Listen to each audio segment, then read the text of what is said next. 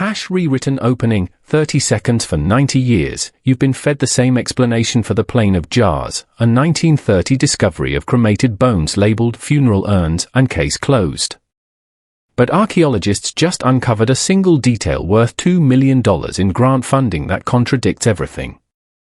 Your understanding of these 2,000-year-old stone vessels is about to flip.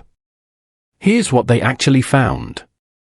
A French ethnologist named Madeleine Colani steps onto a highland plateau in northeastern Laos and stops walking. Stretching out across the landscape in front of her, dozens, then hundreds, of enormous stone vessels. Some stand as tall as she does. Some taller. Carved from solid rock. Sitting in the open air as if they'd always been there, as if the jungle had simply grown around them and decided to leave them alone. She spends 2 full field seasons here. She maps them, measures them, photographs them. She finds bone fragments near several of the jars.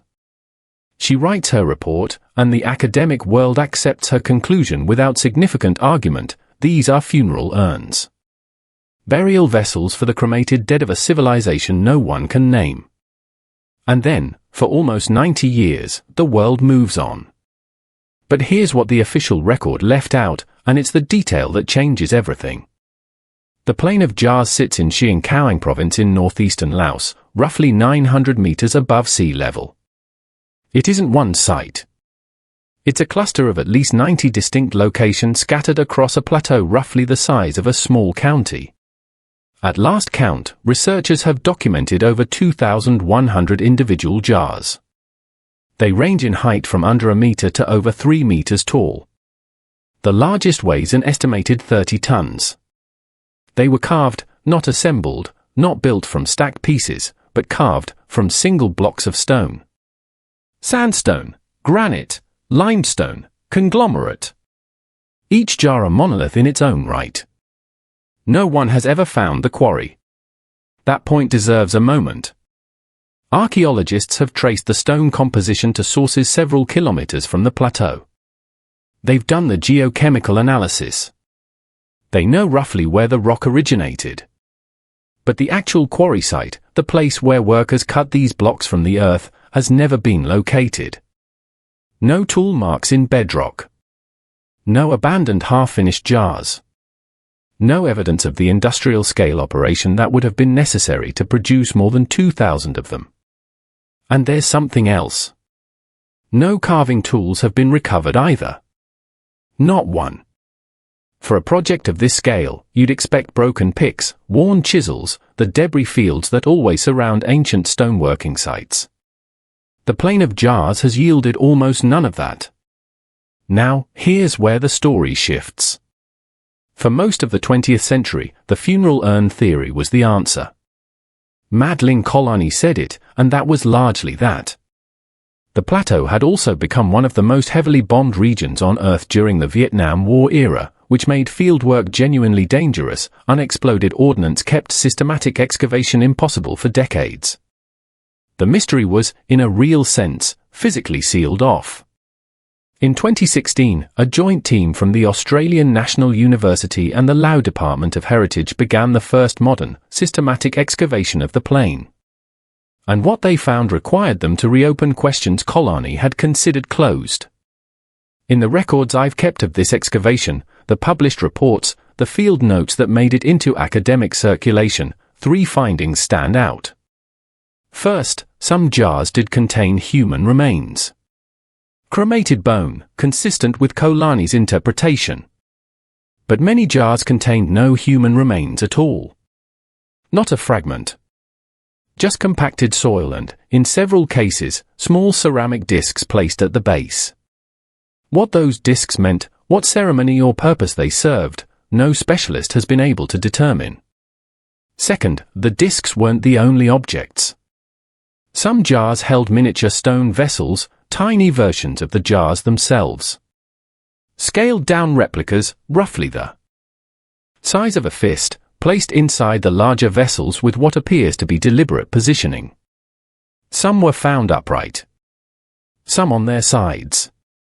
One excavation report notes a cluster of 7 miniature vessels arranged in a pattern that the lead archaeologist described, carefully, as non-random. She didn't speculate beyond that. But non-random in an archaeological report is a loaded phrase. It means someone made a choice. It means intention. Third, and this is the finding that drew the $2 million, the lids don't match the jars. Here's what that means. Roughly a third of the jars have lids. Flat stone discs, sometimes carved with a crude face or animal figure. When researchers began doing compositional analysis, they found something no one had predicted. In multiple cases, the stone of the lid is geochemically distinct from the stone of the jar beneath it. Different quarry source. Different mineral signature. Potentially different era of production. Which means someone, at some point, opened these jars, removed what was inside, and replaced the lid with a different stone. Or the lids were never original to the jars at all. Or the jars were made in one period, and the lids were added later by a completely separate group of people who found them already standing on the plateau.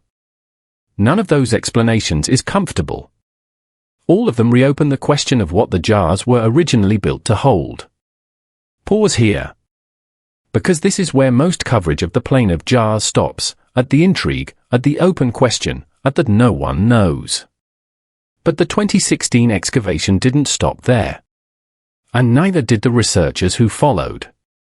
One of the more methodical analyses came from ground-penetrating radar surveys conducted across 6 of the 90-plus sites between 2019 and 2022. The radar wasn't looking for what was inside the jars. It was mapping what was underneath them. And underneath them, at 23 of the surveyed locations, the team found subsurface anomalies, cavities, compacted fills, structural voids, consistent with prepared surfaces. Not natural ground. Ground that had been modified before the jars were placed on it. Leveled. In some cases, lined. Someone built a foundation before placing a 30-ton stone vessel on top of it. That single data point, 23 prepared surfaces beneath jars across multiple sites, transformed the interpretation framework. Funeral urns don't need engineered foundations. Storage vessels do. Here's the working theory that's gaining traction, and it's not the one the textbooks settled on 90 years ago. The plane of jars may have been infrastructure. Not a cemetery. Not a monument. Infrastructure, specifically, a network of large-scale storage and possibly fermentation vessels positioned along what researchers believe was an ancient overland trade route connecting the Mekong River Valley to the Gulf of Tonkin. The plateau sits almost exactly at the midpoint of that corridor. It sits at an elevation that provides natural temperature regulation. And the stone, dense, thick-walled, carved in shapes that maximize internal volume while minimizing surface exposure, is thermally stable in a way that wood or ceramic simply isn't. The theory holds that these jars stored something perishable. Grain. Rice wine. Water reserves for caravans moving through the dry season. The prepared foundations prevented moisture intrusion from below. The mismatched lids, added later by different people, suggest the jars were in active use across multiple generations, possibly multiple centuries, with lids replaced as they cracked or were lost. The human remains? Consistent with secondary burial. A practice documented across Southeast Asia in which the dead are temporarily interred in large vessels during decomposition, then moved to a permanent burial location. The jars weren't the final resting place. They were a way station, which is, when you think about it, exactly what the trade route theory would predict. Now here's the part that should stay with you. The 2016 excavation ran. Initial funding through 2020. The published findings attracted enough attention that in 2021, the Australian Research Council approved a follow-on grant. The figure attached to that grant, the specific number that appeared in the funding announcement and in the subsequent academic press, was $1.97 million. Rounded in most media coverage to $2 million.